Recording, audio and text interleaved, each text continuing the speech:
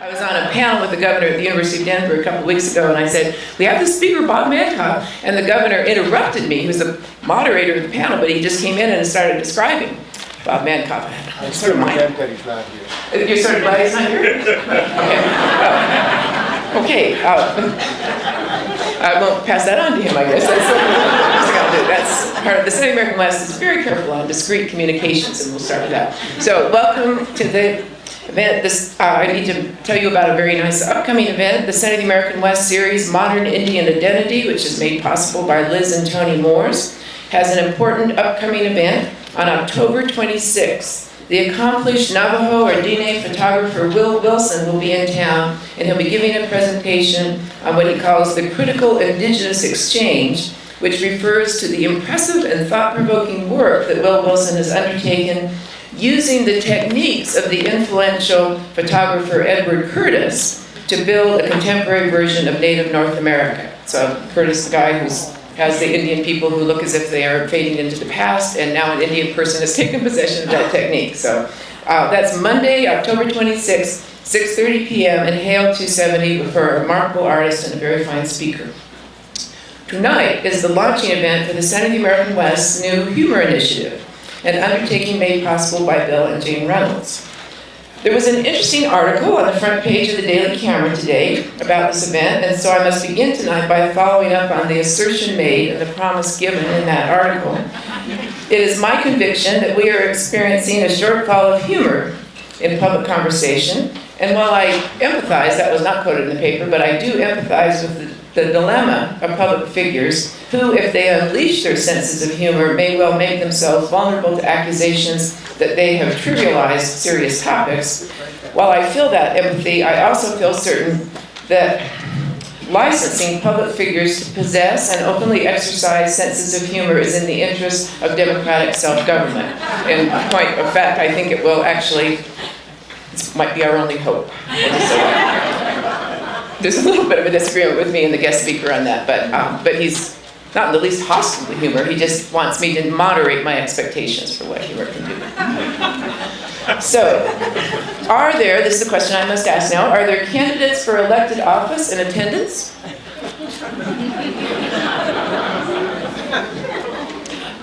Are there concurrent holders of elected office present?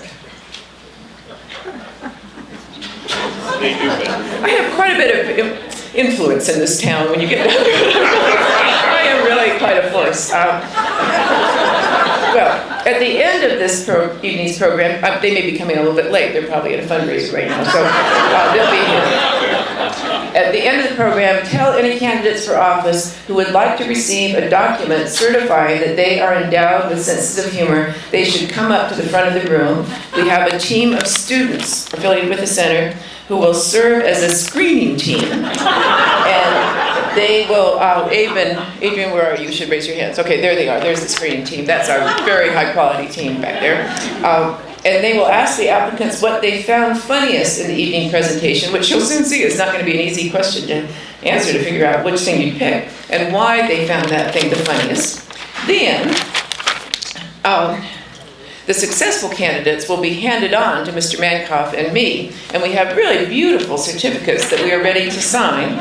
On these documents, these nice documents, it says, by attending and responding enthusiastically to the Fool for a Day launching event for the Senate of the American West, your name goes here, has demonstrated that she or he possesses a healthy sense of humor, a quality that is as valuable in proportion to its rarity in American public life in 2015.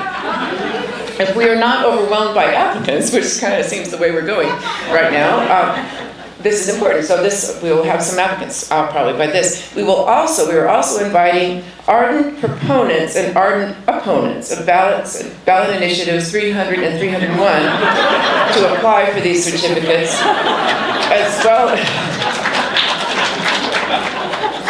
as well as people with very strong feelings, and the students will have to certify that those are very strong. Oh, Katie, you need to be on the committee too. Okay, we just picked up another screener. That's really good. Okay, so anyway, we were also accepting applications for these certificates from people with extremely strong feelings about the right sizing of Folsom Avenue. Okay, now to the main event. We are fortunate beyond measure to launch the Center's Humor Initiative with a presentation by Bob Mankoff, who has been since 1997 the cartoon editor of the New Yorker magazine. Hey.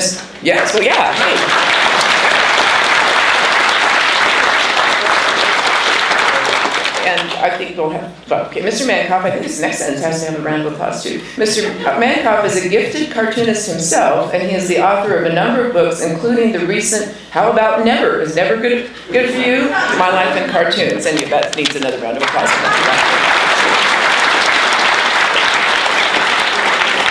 Now, tonight, building on my own distinctive track record as the official fool of Yale University, Harvard University, and the University of Colorado, we are tonight inaugurating two exciting new customs.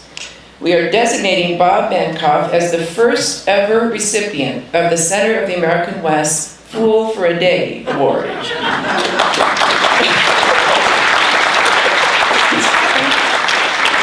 That he clapped there, that's good. And we are also performing a first time ever ceremony. We are asking Mr. Mankoff to be the first person to hold and be photographed with the Humor Initiative welded pickle. And his name will be the first to be inscribed on this handsome trophy.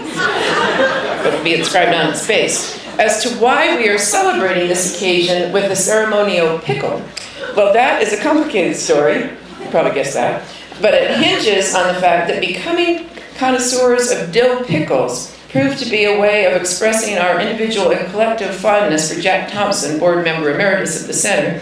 And there is also the fact that the word pickle is inherently funny, as in to be in a pickle or to try to get out of a pickle. And a pickle is also pretty silly in shape. So, Mr. Mankoff, would you join me?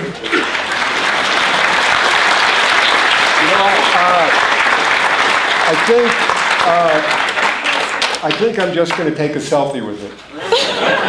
Well, I think me too. Okay, and now actually we need a little bit more of a photo op. Okay. Okay, so this is.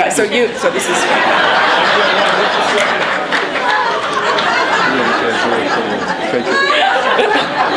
There you go. Oh, it's there's the, okay. It's good. Okay. Now.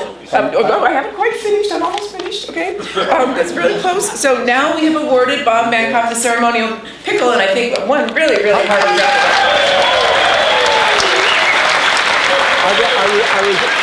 I was sort of hoping for a Nobel, but this is going to happen. And you were the first, and now, out of the recognition that he will himself, in a very memorable way, soon tell you about his background, I am not going to recite his resume. Instead, I'm just going to go sit down, and I'm going to have a wonderful evening in which I will episodically laugh until I cannot breathe. So, okay. Can we give you back the pickle? Okay, you guys are actually, I mean, I'm often here with a number of audiences, and you guys are actually a pretty good-looking audience. I'm going to take a selfie with you. I don't know, maybe it's the air, maybe it's the pot. I don't know, but you're really a nice-looking artist. So, yeah, I'm really happy to be here. Keep that close to your... What's that? Keep that as close to your mouth as you can. I'm not going to do that. See, Patty wants to control everything. But, everything. Yeah, I want the people in part the of being funny. Part of being funny is not obeying what people tell you to do. See? Like that. Like that's immediately worrisome and raises attention. Okay, so let's get on with this if we can. Now, okay, it's the center of the American West. Now, we're going to have something that's funny, so it really has to be a little bit off-center. You know what I'm saying? It really can't be completely regular and be funny. So I'm going to do sort of a discursive, we'll use the term, talk about the history of humor and humor and history. And I'm going to start with me and my history. Now this book is available now. It's in paperback. Thank you. If you buy the book, or have the book, or have stolen the book, I'm going to sign a like that. I'll do a little drawing for you. I think that's nice. And you know, let's face it, I am the cartoon editor of the New Yorker. If I put a drawing in there, it might be a little bit more valuable. Over time, that might increase. If so, I would like it back.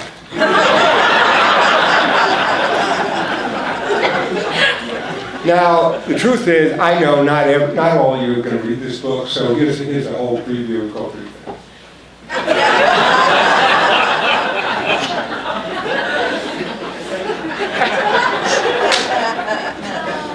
Okay, look, I saved you $22. So this is the book, and the book actually has quite a bit of writing in it, and, you know, about me and my background. And the first chapter is called, I'm Not Arguing, I'm Jewish.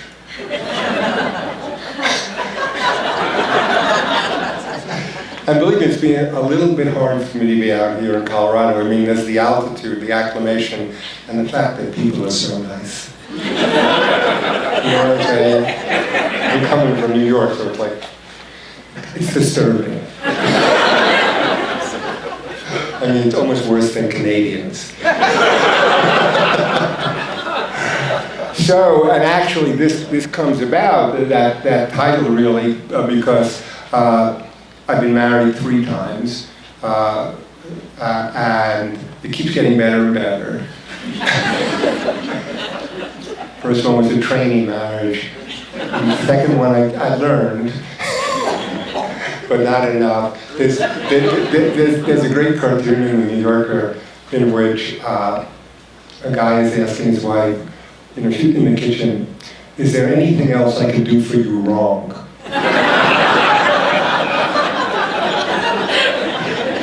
Anyway, my wife, Corey Scott Whitty, is not Jewish, and so she's a WASP. And I thought we were having this completely normal conversation, and she said, why are you arguing? And I said, I'm not arguing, I'm Jewish. But arguing and being Jewish, actually, the background to it, well, I'm not that Jewish.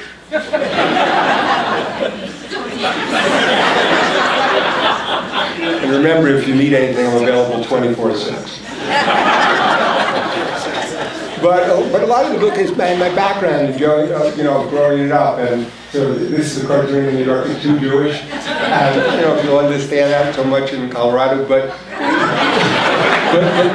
when I was growing up, and this probably relates to the immigrant experience now, you know, somewhat, and there's this, you know, it's like, well, what should you be? Should you be authentic to your identity? Should you assimilate? Well, when I was growing up, there was no question, in the 50s, you assimilated. I grew up in New York, I wanted to play for the New York Yankees, I wanted to be Mickey Mantle, and my mother spoke Yiddish. And it's interesting, here's a cartoon going back to 1929, showing this sort of conflict, immigrant conflict. It says, in memory of our beloved father, Isidore Cohen, see, and all the sons have changed their names.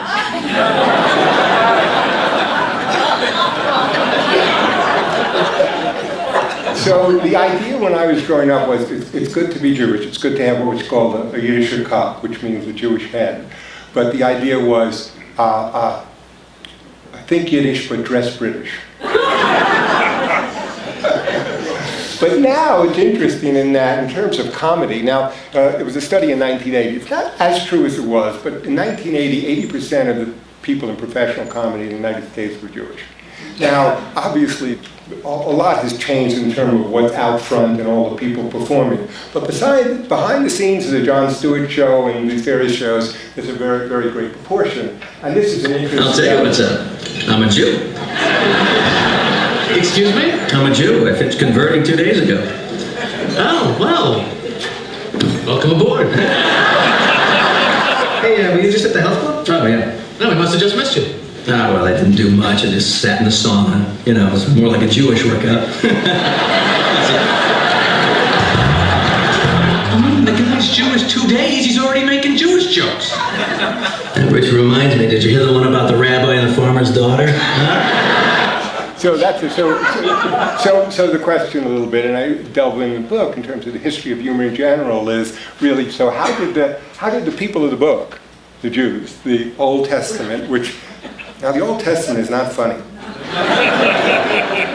I mean, there's laughter like 29 times in it, and when God laughs, you're toast. It's not good.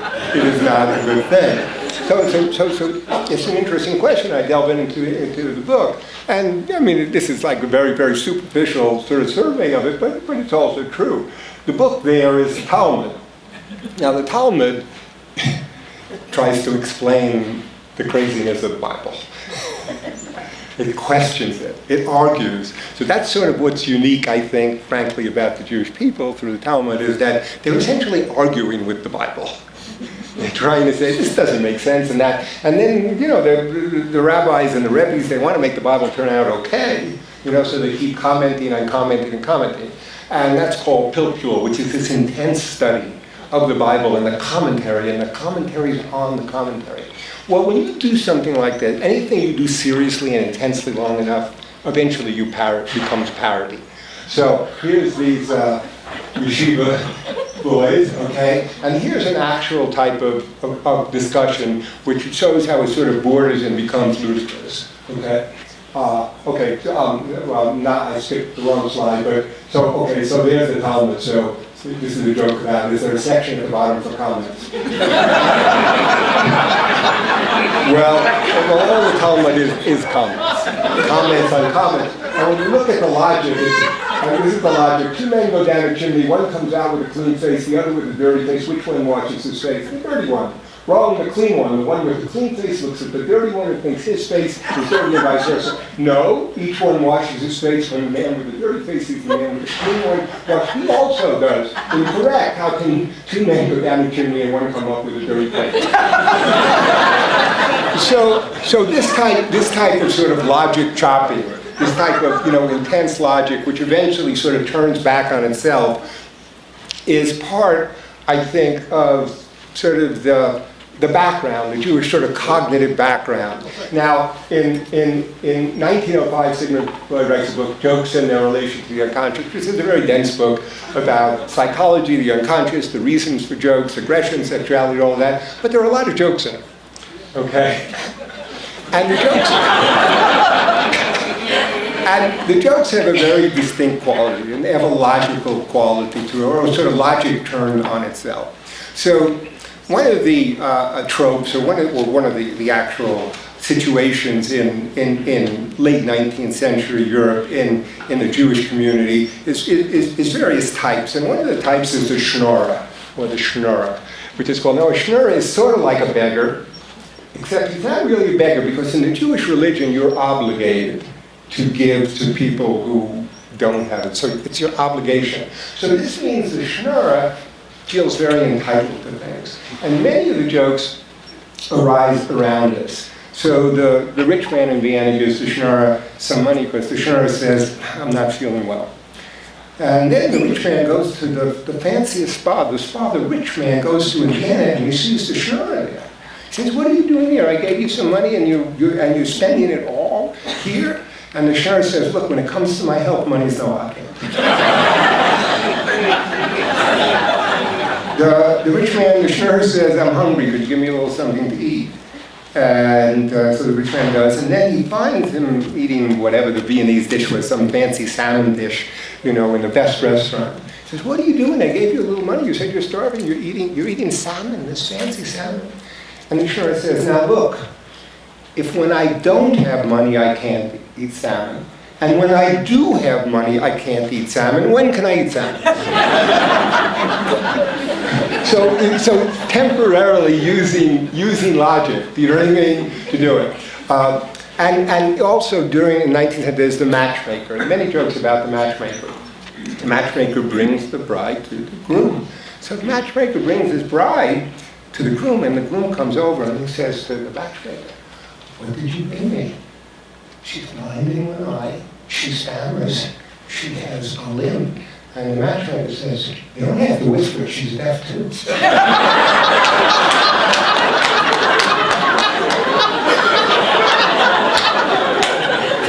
this is the background. So the background, I can go on about Eastern Europe in the background. And my own experience is that, of course, I'm growing up in the 50s And my mother speaks Yiddish and curses me in Yiddish, and that's a whole other thing because the curses themselves are funny. You know, first of all, Yiddish is funny. You know, shmegegi, lundik. So my mother would call me, let's say, a kleine hint, a little dog, a große Pferd, a big horse, and she would also call me a nervous cholera. Now, nervous cholera, so nervous so you can understand what that means. Cholera is cholera, a plague. So essentially my mother was calling me a nervous plague, which I was. But the other part of my experience with growing up is that I grew up in the 50s. We used to go to the Catskills. The Catskills was the Borscht Belt, where all the comedians, you know, would be Jerry Lewis, Rodney Gainshore, Buddy Hackett, Jackie Mason, Alan King, and of course, just like that Tombstone, those weren't their names, right? Because it was actually very important in the 50s and 60s that even though you're like Jack Benny and George Burns, people did not, if you were Jewish, you knew they were Jewish, but they weren't identified. So it was important, actually, not to be too ethnic. But there, I sort of got marinated in the comedy of stand-up. So this is Rodney Gainshore. I'll tell you, I'm all right now. Last week I was in rough shape, you know? Now, last week I told my wife I need a home improvement loan. She gave me $1,000 to move out. I'll tell you, my wife, there's always something, you know? Well, the other day I called her up and said to her, honey, I've been thinking the last time we had sex, I'm getting excited. She said, who is this? She never went to me. Well, the first time I called her up, she told me, come on over, there's nobody home. I went over, there was nobody home. So growing up, so this is part of the history of humor in the United States. And my sort of superficial comment is, frankly, Jews are to American humor what blacks are to American basketball. Honestly. So like Henny Youngman, here's some one-liners. Pushing 50 isn't a problem, it's pulling 49. The children are just pathetic substitutes for people who can't have pets. I'm a citizen of the world, but I'm Mason Jones. You know, I don't know what I'd like to do without her, but I sure like to find out. Now, that's not Henny Youngman. These are all my cartoons. So what I'm drawing here is the parallel. I'm saying the jokes that I ended up doing have the rhythm. This rhythm that growing up, and it was interesting growing up, like I said, I wanted to be Mickey Mantle. Last thing I wish I had learned Yiddish, actually, or at least not been repelled by it. Okay, so that's this cartoon, No Thursdays Out, How I Never Something to You. The book is, the title. That's my sort of best known cartoon. I founded the Cartoon Bank, and cartoonists make a good deal of money on reprints. So this is the cartoon. Every time it gets reprinted in a textbook or a print or a T-shirt or whatever, get money for it. That cartoon put my daughter through college. And that's why she wears the T-shirt.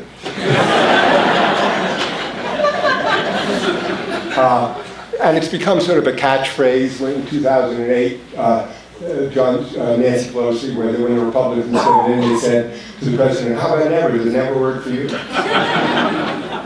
Now, it's also in the Yellow Book of Quotations. See that? Now, you can see how old I am now. Now, here are my 3 jokes that I created on me becoming 70. So the first joke is, I'm 70. The good news is it could be worse. The bad news is it will be.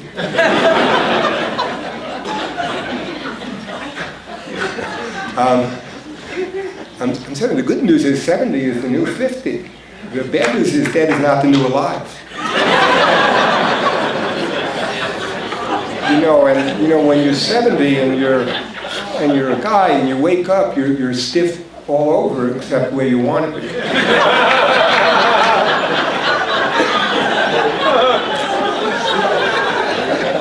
Anyway, next, another famous humorist now, okay, so the T-shirt, now the deal is also, you get the copyright for the cartoon, but not necessarily the phrase. Now I have the copyright for the phrase, you have to go through lawyers and stuff. So you get it on T-shirts, I don't get any money for that. And you can get it on a thong.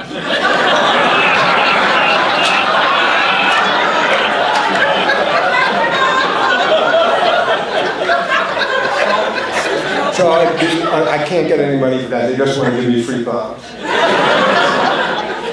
Okay, so I've done a lot of cartoons, and now I founded the Cartoon Bank, and I was able to do that because The New Yorker, since its inception in 1925, every single cartoon that was ever created, of course it had a scrapbook, but more importantly, it essentially keyworded all those cartoons by putting them in different volumes. So me, Adam, Peter Arno, all the cartoons were there when I created the Cartoon Bank in the mid-90s, in fact in 97 for the New Yorker. I just used optical character recognition. I was able to essentially scan all of it, and then when you're dead, they put that, but I'm not dead yet. People ask me, well, how do you think of ideas for cartoons? And I say, well, I think of them.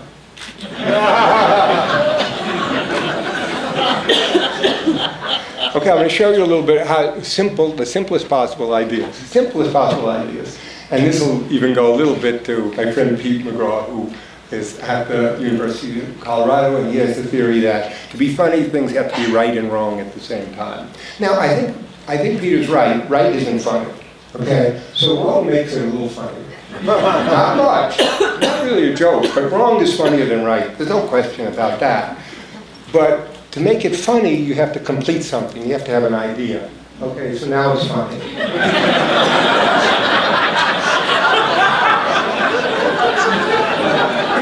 Okay, so that's right. Okay, because the girl carries the 2 water bottles. That's right.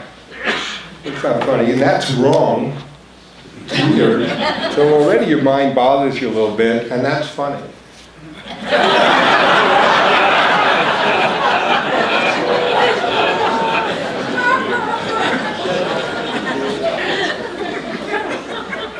So that's right, because the lemmings drive off the cliff. They don't actually commit suicide, they're just very stupid.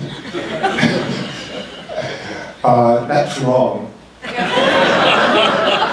And so automatically the wrong is funnier, but there's no idea behind it. It's just funny because it's not what we expect. But it's not what I would call humor in a sense. It's our reaction to the unexpected, but not real humor.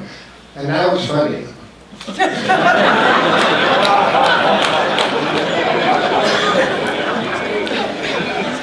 Now the thing about cartoons at the New Yorker is that on some level they're just a gag. But that cartoon is not about lemons. See, that's why it gets reprinted in textbooks and that, and it can mean many different things. It can be about belief itself and our need for belief, even though the belief is obviously strains credulity.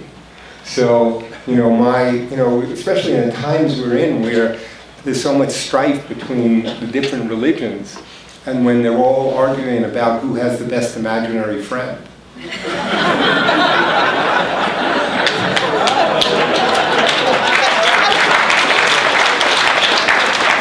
I mean, honestly.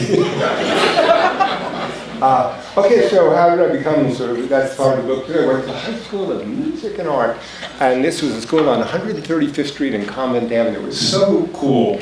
I went 58 to 62. I think it was in 59 that we legalized pot.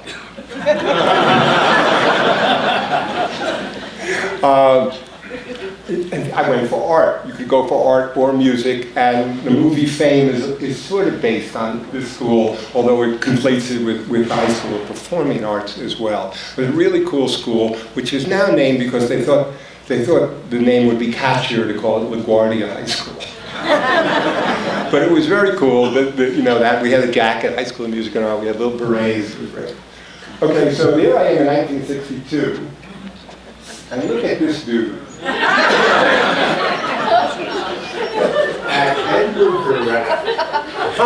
It's 1962 and he shows up with a class photo with a pipe.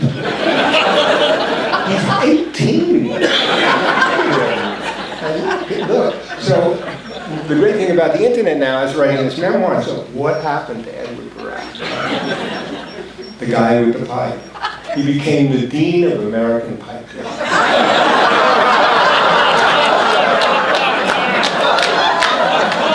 Great.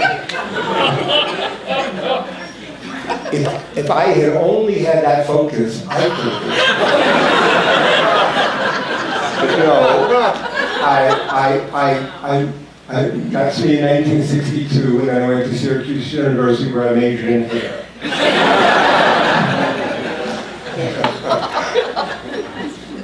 So I went, I was a very bad student, and I couldn't be a good student because I didn't go to class. But it was the 60s, and well, the start of the 60s anyway. And so, but being there was really a transformative experience for me. And really the transformative experience happened one day, one exam. So I didn't go to class, and because you didn't have to go to class, you know, they didn't take attendance, and there were these huge lecture halls. But so one day, I attended the first sociology class, okay, and then it's final, but I'm late, and so the room is already filled like it is now. And I come in and I'm totally hippified, and you can imagine how and I run, and I take my seat, and everyone's already there, you know, working really hard on their blue books and everything. And so I quickly take one, and then the teacher comes over to me, and you know, the class is silent because he leans over me and says, "Who the hell are you?" And I looked up at him and I said, "You know, I could very well ask you the same question."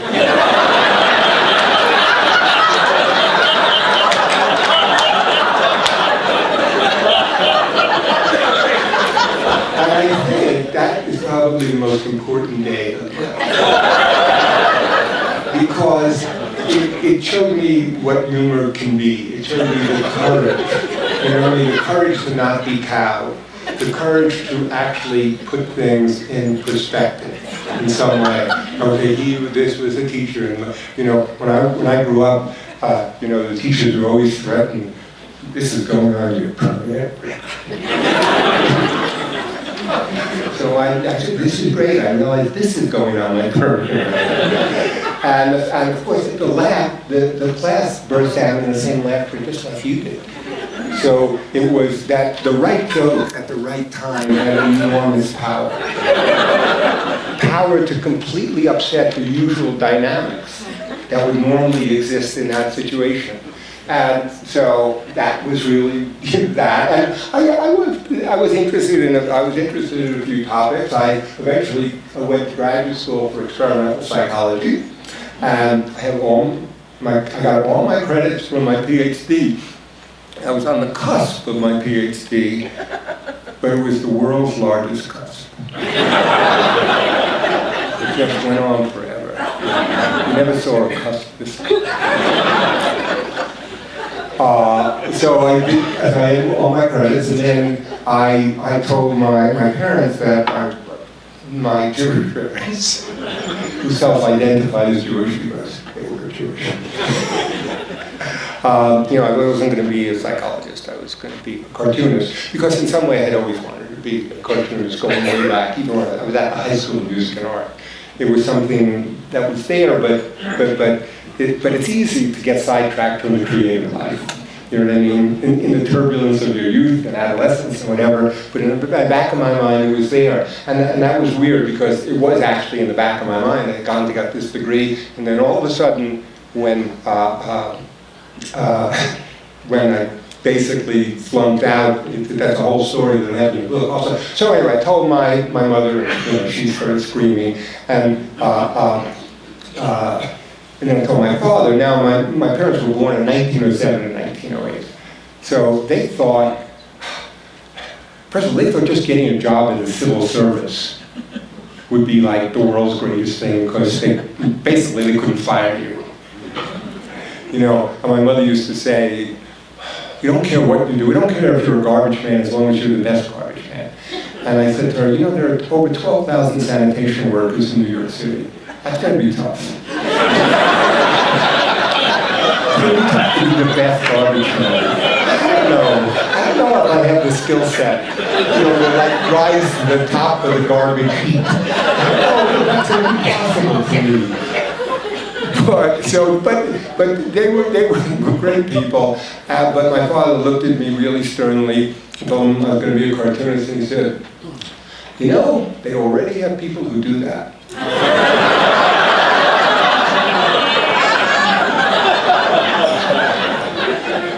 And I said, "Yeah, but one of them might die." And then I'll just be there. I'll read the obits, I'll be just on top of it. The experiments, I think in psychology, were with animals, rats and pigeons, doing things you're not allowed to do to them anymore. Basically, we rewarded them on reinforcement schedules. You have the psychology department, there's probably still little rats working very hard here. And pigeons, okay?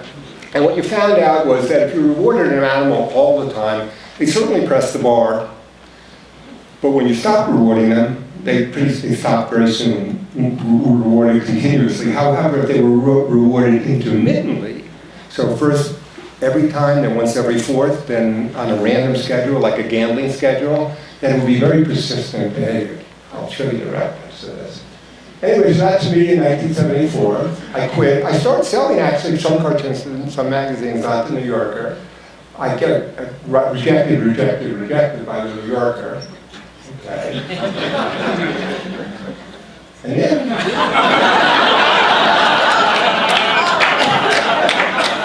I'm selling to some other magazines. I'm sort of being intermittently reinforced. So, ironically, I'm on the same schedule and being trained to be very persistent in this very unproductive, from a remunerative standpoint. Okay? First cartoon I ever sold was the Saturday Review, 74. Faster than a speeding bullet, more powerful than a locomotive, no shorthand.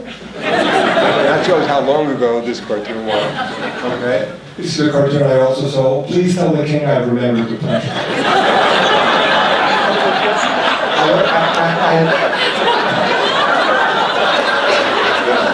And all the background is created with a rapidograph pen in this stipple style, which I actually developed at the High School of Music and Art, and it was a pain in the ass, and a pain in the real pain in the neck, and a pain in the this. It was engineered for carpal tunnel syndrome. Anyway, but I kept, between 74 and 77, I literally submitted well over 1,000 cartoons in New York, constantly rejected, while I was selling to other places, little things like that. But then finally, this changed to this.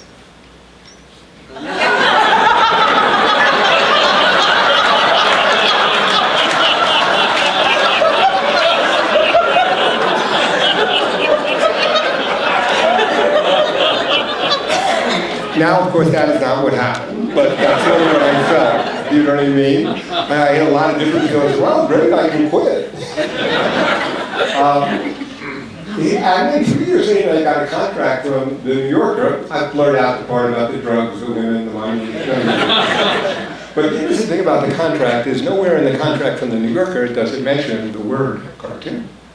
It's all ideas, ideas. So there's many different types of things that make us laugh. If you watch America's Funniest Home Videos, it's funny to watch people falling down, I guess, with music. And, the guy saying, watch out for that ball, Johnny, In other words, we will laugh at those things. There's no real idea behind it. But the idea behind the New Yorker cartoon is there's always some sort of idea. And here's some of the ideas I came up with. I'm sorry, I wasn't listening. Could you repeat what you said since we've been around?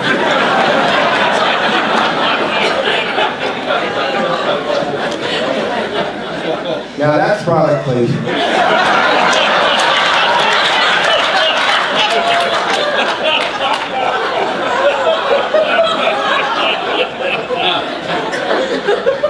It's called Hamlet Suplex.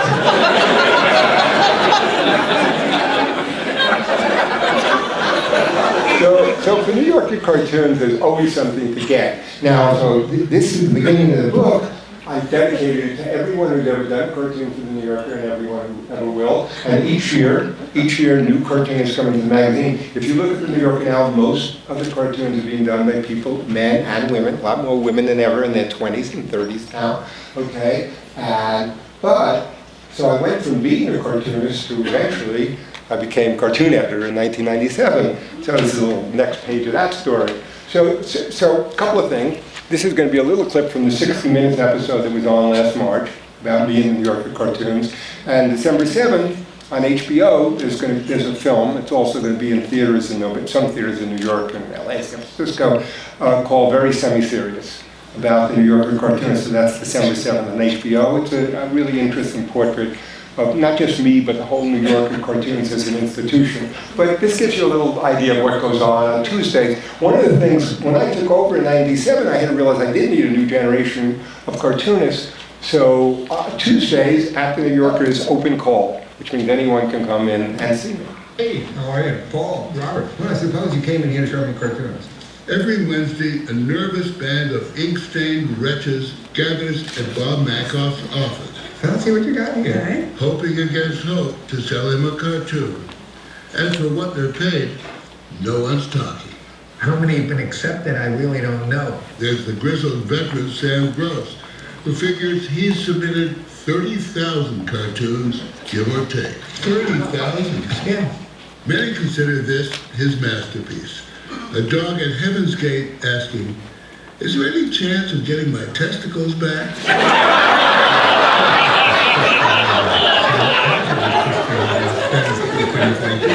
How you doing? Very well. There's always a little preliminary chit-chat. How you been? All right, Farley. Farley Katz specializes in the far out, in both cartoons and facial hair. So what's going on with that mustache? Are you still entering the contest? No, I retired from the circuit. This is all like a recreational mustache. Okay. And then Makoff speed reads the rough sketches. This is just too awkward to draw. Most get rejected. He's seen the idea in one form or another before. You know, whenever they open your bag at an airport, Carolina Johnson has an airport security cartoon with the TSA guy saying, "You can pack this back up now." Emily Flake has a joke featuring both King Kong and Godzilla. the two heavy hitters in the monster world. It's as simple as that. Maybe it's just a day for facial hair, but Joe Data seems to be a contender with a Tarzan cartoon. The apes are saying, we found you and raised you as one of us. So we were just wondering, at what point did you learn to shave? I've researched this. There's no iteration of Tarzan in literature, comic books, or movies in which he has facial hair. It makes no sense. Right. Here's some of the stuff. This is just stage one, thinning out the candidates to take to the magazine's editor. This is a little bit too straightforward. He's largely non-committal, pleasant but blunt, Right here on magazine. when a drawing simply isn't good enough. We're not that impressed. Okay, net. It doesn't have enough charm. So that's sort of what goes on every Tuesday, although it's very, very, very condensed. I do see, and, oh, sorry, it's you know, that's a very sort of condensed part of it. I will, so anybody can make an appointment to see me when new cartoonists come in, especially now my main emphasis now is less on my cartoons, but mentoring a whole new generation of people. And I mentor them partly by example and partly by advice. So when they ask me, how many cartoons should I do every week? I say 10. And if they say, well, why 10? I say, because 9 out of 10 things in life don't work out. And that's the most important lesson they can learn. To do a lot of work, to not get in love with, the difference between an amateur and a professional is, an amateur really likes their work.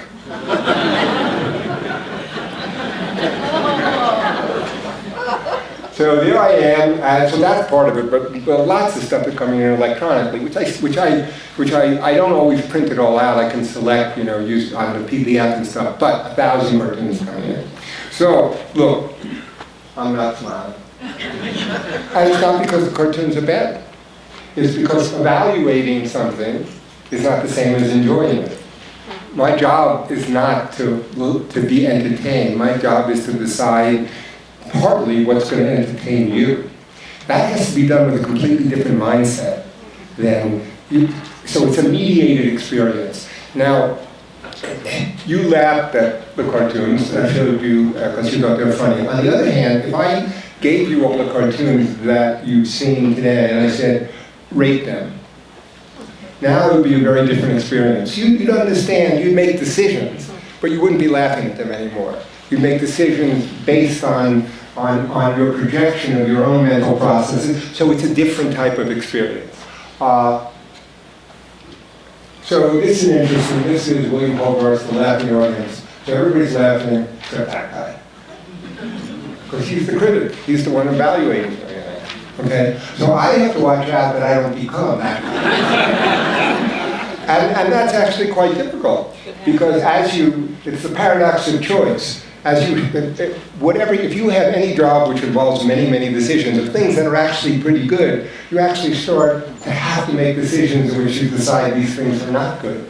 And so I have to factor that in. So it's not, and I'm not thinking when I'm picking the cartoons just what I like.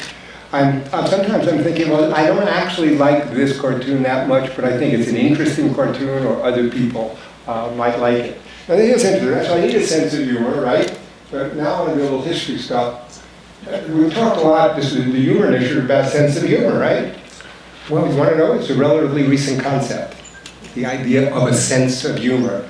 Before that, it comes about in the late 19th century, and before that, it's actually thought of as what we think of as humor and everything is more a sense of ridicule, or even a sense of the ridiculous, and it's not very nice.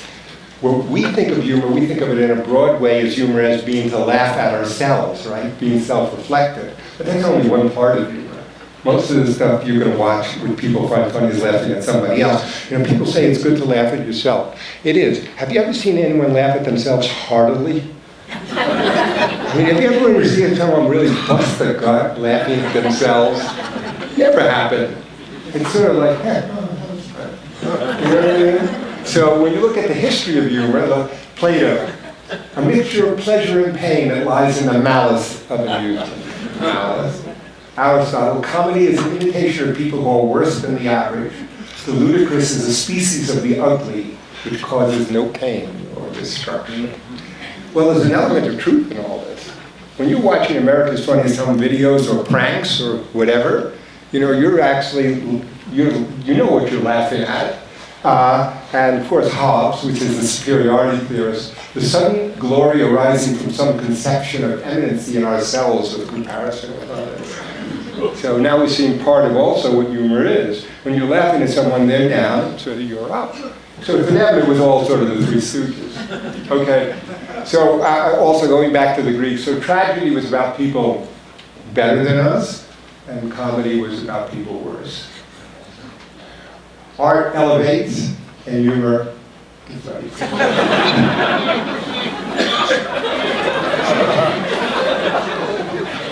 The truth is, humor cannot elevate. You know, I once taught a class in editorial cartoons, and a very nice Pakistani youngster, and he said, "How come there are no cartoons praising government?" You can't have a cartoon praising government. You can't have a cartoon praising anything. You have cartoons that do that, but they're not funny. Okay, when you look at the Greek word for comedy, komos, which meant revel, and it comes out of fertility rites, of drinking and sex, you know, and you know, now there's old Greek comedy, which is actually pretty sophisticated, but also quite obscene. So this is the background. It's the background about a lot of humor. It's about what's funny, but which is aggressive and often licentious. And if you go to a comedy club, you're going to see the same thing today. Okay, so the Roman Empire, you actually have comedy. You have sort of sitcom. Following the Greeks, you have the rise of Christianity, and you have the decline of humor. Okay, same for the laughter often gives birth to foul discourse, and foul discourse actions still more foul. Often the words and laughter precede railing and insult, and from railing and insult, blows and wounds, and from blows and wounds, slaughter and murder. Church not a big fan of that. Okay, this is advice to his son, Lord Chesterfield. Frequent and loud laughter is the characteristic of folly and manners. How low and unbecoming has been laughter is not to mention the disagreeable noise that it makes, and the shocking distortion of the face that I have never laughed at. Now, we think this is ludicrous, but this is part of the history of how people looked at laughter, because laughter itself was a complete loss of control. Okay? You know, when you look at, here's a book from 1875, sure, these are the distortions of the human face that laughter caused. And this guy, George Vassy, said, you know, we should eliminate laughter entirely if we stop tickling children. And then we teach them to laugh, and often that leads to death. So the reason I'm showing you all this, as I said, is to show you some of the history of the actual attitude and to show you how much it's flipped and how, to some extent, we are still missing a truth that exists here. That look, humor can be used as a tool for good or evil. I've chosen evil. But your choice can be different. Actually, there's all different types of humor. That's my point here. There's benign humor, there's affiliative humor, there's humor that supports people, there's humor that tears people down. And the discussion that I had with Patty about the humor initiative, my point is, humor is a universal part of human nature, and human nature is complicated. So everything about human nature can be used in many ways. Now, it wasn't like this was the only attitude. People realize there's more than this, that there's something important about humor. So when Lord Shaftesbury said ridicule is the test of truth, it's almost like a Jon Stewart statement, like it's a bullshit detector, right? But what was really valued in the 17th and 18th century in England, although there were many contradictory attitudes, was cleverness and repartee. So, okay, upon my soul, Wilkes, I don't know whether you'll die upon the gallows or of syphilis. That will depend, my lord, on whether I embrace your principles or yours.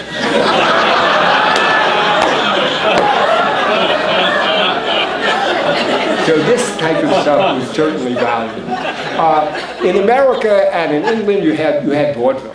And in vaudeville, for the first time, you have really the real commercialization of comedy, of all sorts of comedy, almost all the forms that we have now. So this is a stand-up, it's a comedian from the 1880s.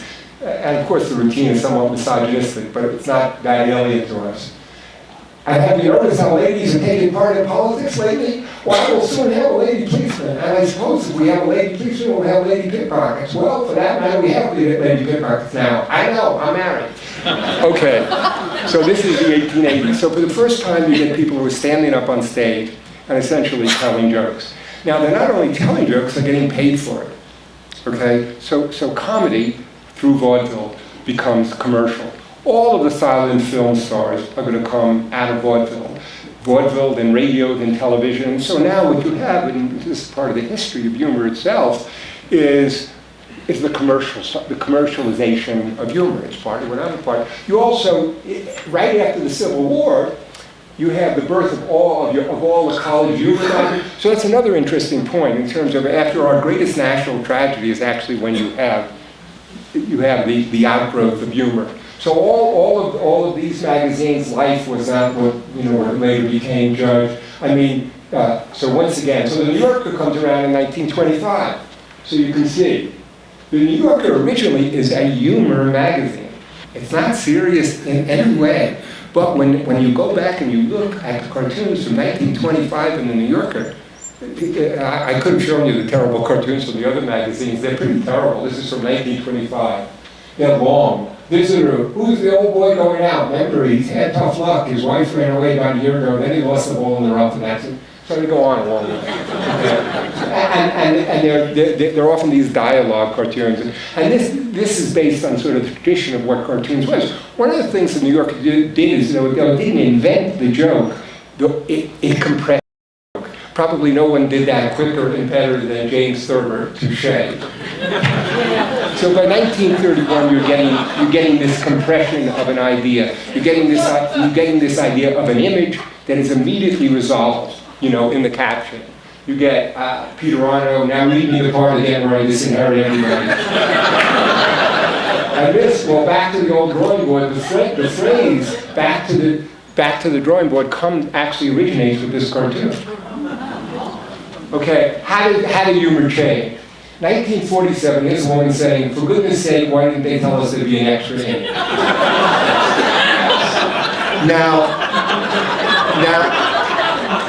Now, of course, that's based on stereotypes of women and not knowing sports. But the interesting thing is, the woman in the cartoon is not making the joke. In other words, she's not saying the line. Okay, here, by 2003, I started my vegetarianism for health reasons, then it became a moral choice now just to annoy people. So every generation it uses humor based on the humor that they experienced, okay? So the experience of this generation, or our generation, is sitcom, where people actually do say the joke. Okay, in terms of the cartoons that I picked for the New Yorker, they're all different types. So there are cartoons that are based in reality. My boss is always telling me what to do. You know, that's like, those are the idiotic complaints that we have, that this is reality. Then there are cartoons that their only purpose is a joke. Okay, very impressive, I like to find 5,000 more like you. Well, okay, if that isn't funny, there's no reason for it. It's not making other points, it's in the world of fantasy. And then there are cartoons which are just basic, you know, the type of humor we like often depends on a lot of other personality characteristics. So there's humor that has this complete closure, and then there's humor that's sort of crazy, right? Okay, like, damn it, Hopkins, did you get yesterday's memo? So you can't explain that joke in the same way that you can explain the other jokes. What I try to pick for the magazine is a wide range of humor, from satire to observational to gags to crazy. So I don't want to put apples to oranges to kiwis. Okay, the interesting thing about the New Yorker, I'm not going to go through these cartoons, the New Yorker tracks the history from its start. These are cartoons that show all cartoons based on the stock market during the 20s and 30s. And I can show you each cartoon how it relates to what happened. Okay, here's a brief history of the internet and cartoons. 1993, Peter Steiner, on the internet, nobody knows your dog. 1999, it's information. Look, there's no Google. Now there is 2002. I can't explain it, it's just a funny feeling around being Google. 2005, I had my own blog for a while, but I decided to go back to pointless incessant lecture.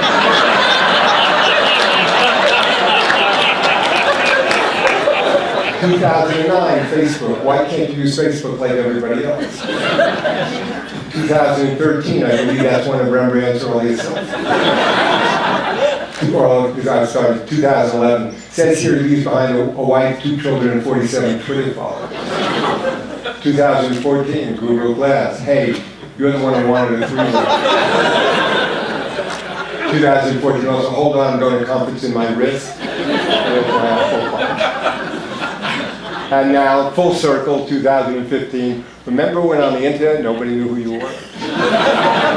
So that's the wonderful thing about the New Yorker. It actually tracks. It's sort of a funhouse mirror of our own time. Okay, we also.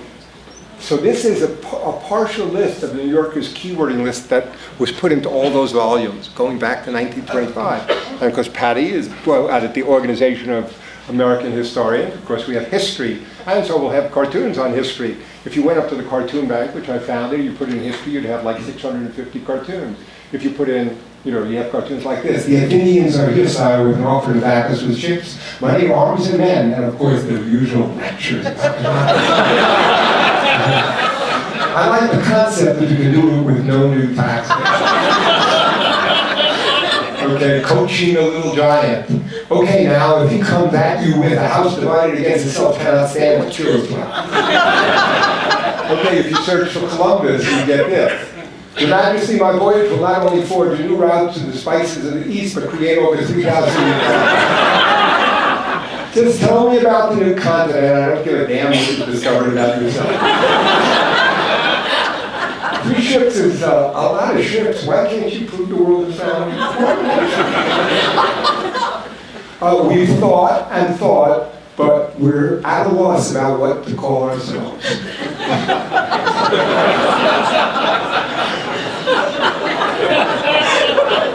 Okay, but what happens when history, real history, tragic history bumps up against humor on 9/11? Okay, so 9/11, we were still at the Condé Nast building. Now we're actually at the New World Trade Center. That's where we are all the time. So 9/11, of course, close to 3,000 people had died, and were we going to have cartoons in the magazine? Well, the first week we didn't have any cartoons in the magazine. That was the only time in 46 when John Hersey did Hiroshima, there was also no cartoons. So no cartoon. But then we knew we were going to have to put, it's a week later, So eventually you're going to have to put cartoons back. What type of cartoon? So this was the first cartoon that we published after 9/11. I thought I'd never laugh again, then I saw your face. And so this is very sweet humor, very benign. It's not directed out, you know what I mean? What happened is directed in to the reality of life and surviving. That you're going to, actually, if you're going to be alive, you are going to laugh. That although you remember after 9/11, people said everything has changed. Well, everything has changed except people. People don't change. I mean, one of the huge things is we know now in retrospect how little people changed. Everything was the same. This was a month later, or 2 months, we'll need to declaw the cat. You know, and while this seem like very sort of simple gags, I also think they have deep insight into the insanity of security theater. You know what I mean? Deep insight in that you actually could not get on planes after 9/11 with a small nail clipper. And just think about it. Okay, the terrorist has a nail clipper. He's got a nail clipper. And he's backing everybody. And he's showing you what can happen. How if you clip too tight, it can really hurt. So you couldn't bring a nail clipper on. So I think in a way this was prescient. While it says, but that's what was actually happening. Okay, and then it was all the self-justification. I figure if I only have that third martini, then the terrorists will win. Then we did this a couple of years later. I didn't mind living in a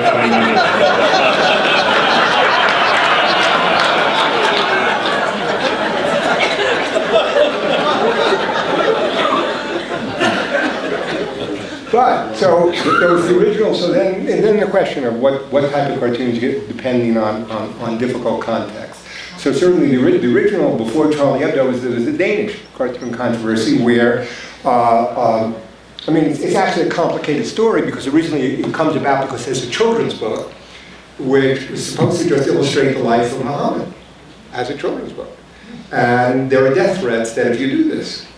So in that case, no disrespect, but basically you're saying that even though you're not, you're actually being completely respectful, if you do this, we will kill you.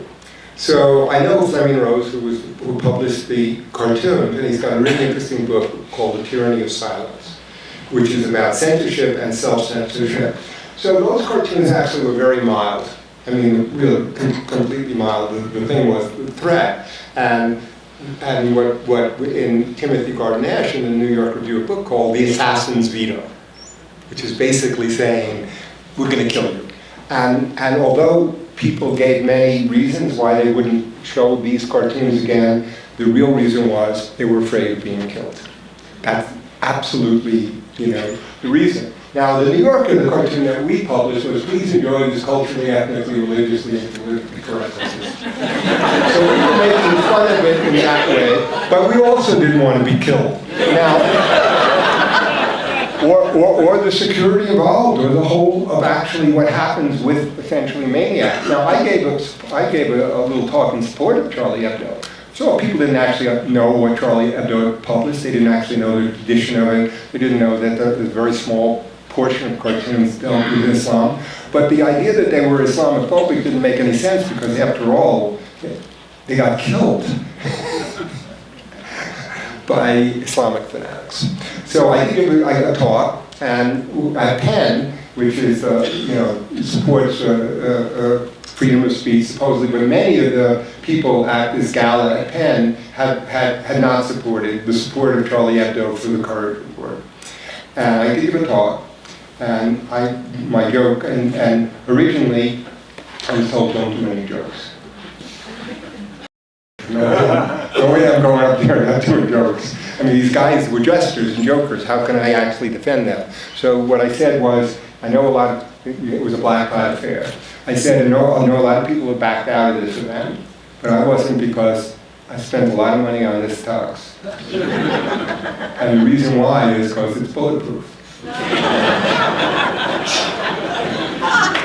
So while the New Yorker is not the right place for for many things. I'll show you why, because it's a sense of the idea, for me, of freedom of speech. And one of the things that you have to remember about freedom of speech, I mean, originally, Oliver Wendell Holmes talks about it, it's freedom, the whole point is freedom for speech we don't like. Freedom for speech we actually hate. And also you have to remember that part of the message sometimes of speech is ridicule, is that I think your ideas are so ludicrous that I actually want to make fun of them. I don't think they deserve, in other words, I don't think they deserve argument. So that's part of the message. You can't eliminate that message.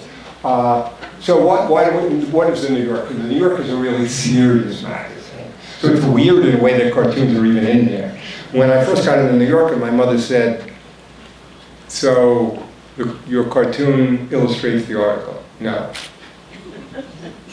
So it has something to do with something else in the magazine? No. So why did they put it there?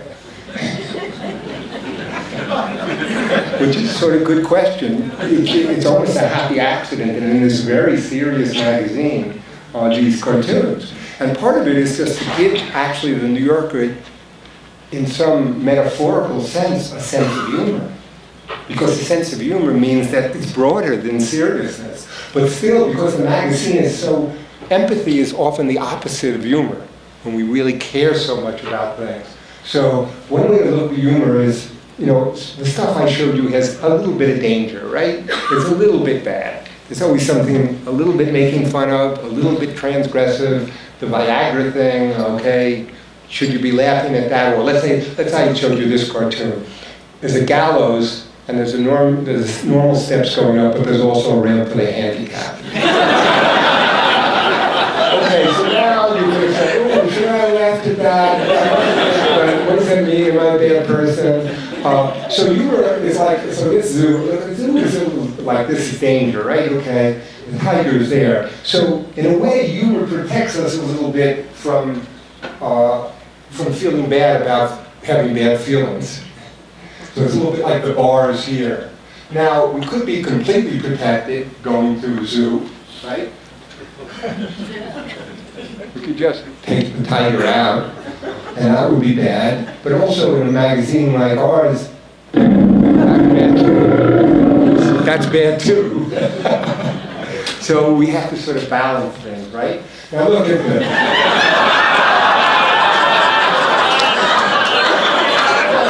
Okay, so you're laughing at that, but here's how easy it is for the tiger to jump out of the cage at the New Yorker. Email, comment on this cartoon. I know the joke on all white males, haha, the wit. It's nice, I'm sure, to be young and rude, but someday you'll be old unless you drop dead or something.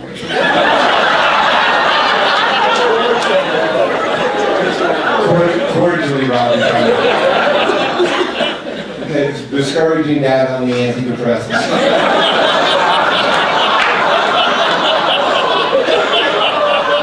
Okay, so here's an online survey of that. That I did, and so most people did like it. They rated it a 10, most people that. This person didn't. I only rated 3. I like animals. 1, 2, 3. That person likes animals. 5 exclamation points. 6 exclamation points is unhelpful. I don't like to see animal suffering, even in cartoons. And I tell these people, they don't suffer.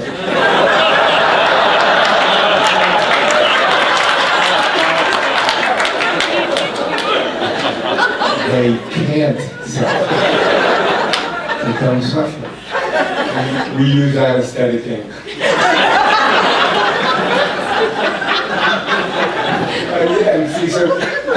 But this is very revealing. This is actually the real distribution of people's responses to any cartoon. The humor you like best, the joke you think is the world's greatest joke, somebody else does it. Okay? In here, you tend to have a consensus because laughter, the contagion of laughter, creates the consensus. But this is the real response when you don't have an audience. There's a distribution. That cartoon is going to be funny for a lot of people, but for some people it's not. And for those people for whom it's not funny, they're not wrong. You can't be wrong about what you, in terms of your response. Like, it'd be like you said, me saying to you, how do you like that slice of pizza? And you say, I love it, and then I say to you, no, you don't. Doesn't make any sense. Okay, look at this. I've only been gluten-free for a week, but I'm already annoyed. Email header. Shame on you. For those of us with celiac disease, I find it very insulting. The image you get for us is necessity for life and not a fad that we live is, okay, try walking around in our shoes. Now, with a person like that, it makes sense, because if you walk around in your shoes, you'll be a mile away from them.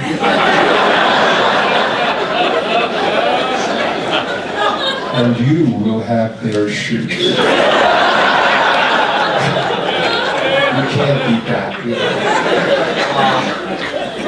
Okay, now sometimes people don't like the cartoons because they don't get them. And there's a famous Seinfeld episode from '98, written by none other than Bruce Eric Kaplan, who's a cartoonist for the New Yorker. And when Bruce wrote it, and I found out about it, I called Bruce and I said, "Et tu, Bruce?" So let's listen to it. This cartoon in the New Yorker. I don't get this. Me neither. And you're on the fringe of the humor business. Hey, George, look at this. That's cute. You get it? No, never mind. Come on, we're two intelligent people here. We can figure this out.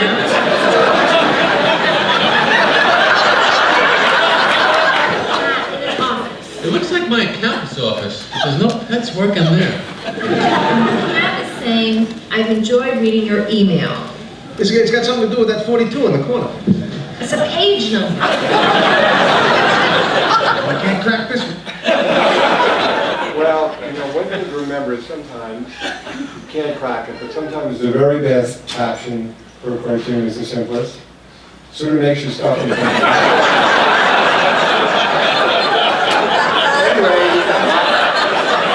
I hope I have made you stop and think a little bit about cartoons. Thanks very much. I'm happy to do it.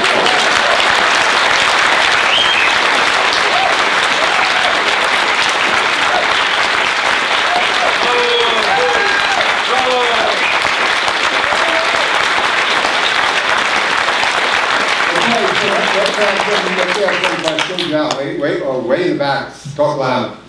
Okay, so you get like a 2 from a person who doesn't like seeing animals be hurt in cartoons.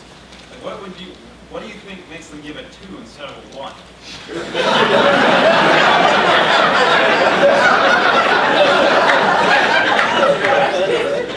They're a hypocrite. They know they're really a 1, but they say they're a 2. Well, but the interesting thing, it goes back actually rating these types of things, and one of the things I'm doing now with the captioning contest, the question goes, what's the best way actually to have people make judgments? And rating actually is a weird thing for people, because, and not just for cartoons. Like if you were rate, hey, how nice is my hair? Give it a 4 or 5. All of a sudden, you're making sort of crazy decisions with numbers. Okay, so I think it basically meant it might have meant actually that they thought in some way it was a little funny, rather zero funny. But that's my best answer. Yeah, other question? Yeah, right. Really stupid one. My first acquaintance with the New Yorker was when I was about 10 years old in my dentist's office. Yeah. Distracting myself by reading through and discovering the wealth of cartoons. Yeah. What's the record for the number of cartoons in a single issue, and has that number changed over the years? The record for a single number of cartoons. This is like, welcome to Cartoon Trivia. Sports fans.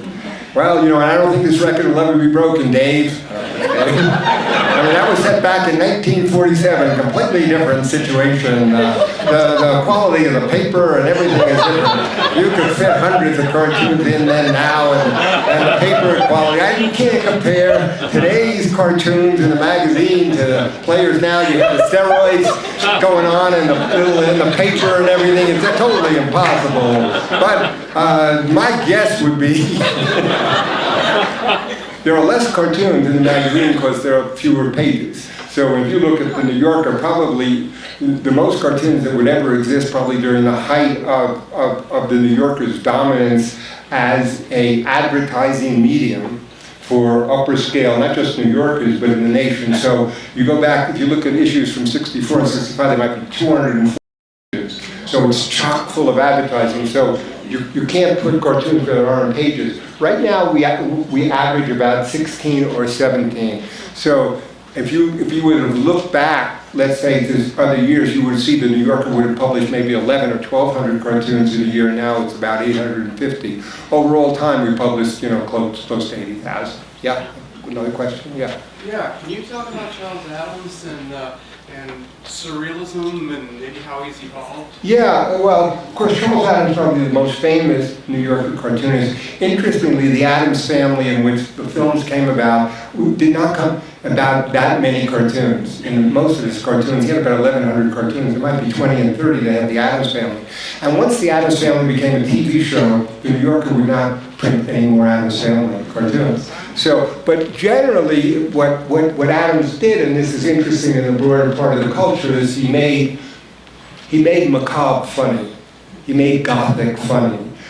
So if you look at horror films from the 20s and 30s, they're all horror, right? But if you look at horror films now, they're always funny too, right? They always have to have some, Friday the 13th and Freddy is making jokes. So he was a wonderful cartoonist. I met him, he died in '86, and so I met him, briefly and whatever. By the New Yorker cartoons in the 30s and 40s, sometimes the artist wouldn't actually be doing the idea.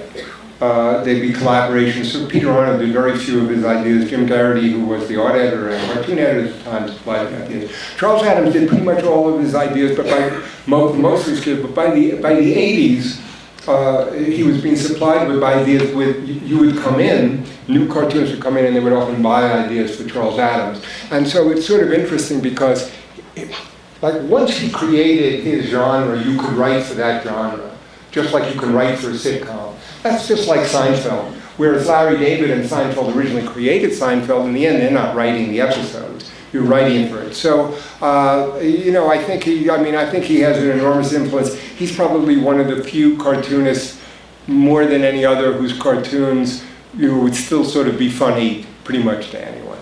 Yeah, over there. How about Gay and Wilson? Gay and Wilson, we publish Gay and Wilson, but we don't really publish the real Gay and Wilson. That comes out from Playboy, really. So Gay and Wilson is essentially an heir to Charles Addams, but more rococo. You know what I mean? More weird, the monster stranger. I mean, generally, I wonder how many times I can walk in. I wonder, why do you think the record is named for? You've seen thousands of presentations. I would just figure that every once in a while I would just fake it. But he was the heir to it, and it's interesting to see in Gay Hand, Charles Addams is a good artist or an absolutely competent draftsperson, okay? But you don't look at his stuff for the draftsmanship. You look at Gay Hand Wilson's cartoon for the monster. Do you know what I mean? The monster is going to be, and so also when I look at cartoons, sometimes it's a package deal. You know what I mean? Sometimes, you're going to buy it. You're going to buy a George Booth cartoon because you just love the way the dogs look. You know what I mean? So there's many decisions like that. You have other questions? Okay, right here. So Bob, the internet. We're reading books on the internet, and we get funny stuff on the internet, not so funny stuff. How is that affecting the cartoon business? Well, I sold the cartoon bank to Condé Nast, so it affected my cartoon business pretty well because we do license it. We do license the cartoons to the cartoonists, so it helps the cartoons in that way, certainly. The difficulty, I think, in a lot of creative fields, and this is true of cartooning now, is that so much is available for free. Okay, and that a lot of wonderful stuff is being done for free, okay, really creative stuff done for free, and the question is, can you, like my parents would have asked, can you make a living at this? You know, can it be a vocation rather than an avocation? And I think that's really up in the air. There's always going to be a small number of people who can make their way doing cartooning and doing art. But the internet presents a challenge because of this. Another way to look at it is that, well, maybe that's good. Maybe it's great that more people, that the less people have it as a profession and more people have it as an avocation. That the end result is what really gets out there in the world. You know, so I think it's a two-edged, double-edged sword like that. Yeah, back right there. Did you hear a comment about that cartoon caption contest? The cartoon caption contest is the monster I created. Back in 1998, when it was just once a year at the cartoon issue. Now it occurs every week, and I have a whole talk on that. And there are 3 images that come on the back page of every New Yorker. There's a contest you can enter, and it's an incongruous image. So it's an image like so it's always got to have, it's got to be something normal about it and something anomalous. So it's a boardroom, that's normal. They're all guys at the table, that's normal. They all have parrots on their shoulder, that's not.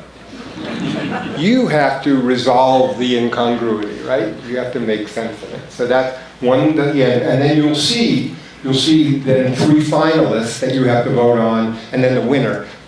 The whole course of it is about 5 weeks. The way it works is we get between, on an average, 5,000 captions every week. I wrote some computer programs, my assistant, Colin Stokes, downloads them all. I have an assistant, they usually last about 2 years before they become brain dead. He goes through all of them, and as he's going, there's a little program, yes, no, maybe, and he's also sort of categorizing, because although there are 5,000 captions, there are not 5,000 different ones. Often categories, many identical captions. So I'm also working with Microsoft and computer linguists to have automatic algorithms that at least cluster, show what the captions are. And also maybe crowds. Anyway, the 5,000 come in, I get about 60 or 70 broken down into different categories. From those I pick 8, I upload them to SurveyMonkey, I send them out to the cartoon editors in New Yorker, I get back the results, and then I pick the one I want.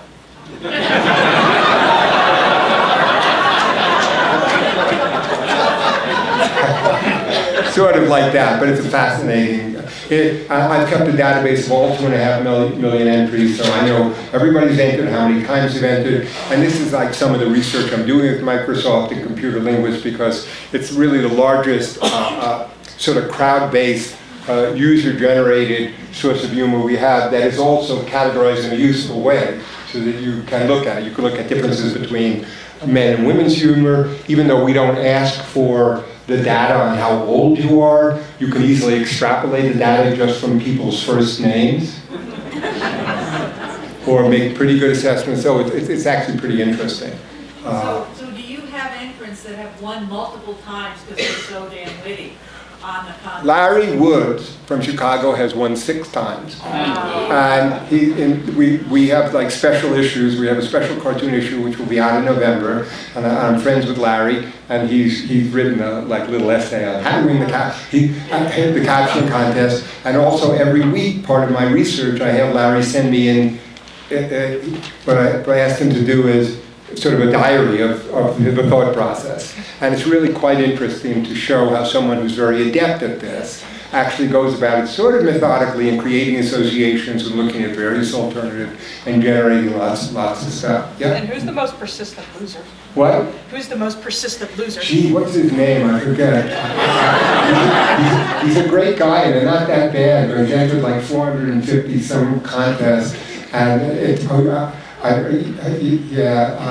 wrote a blog called, his name is Dominic, Dauntless Dominic was the name of the blog, because it's hard to win the contest, because your actually entries can be pretty good and you'll still lose. Well, I think we're going to conclude for now. I really appreciate everybody coming, and enter the contest.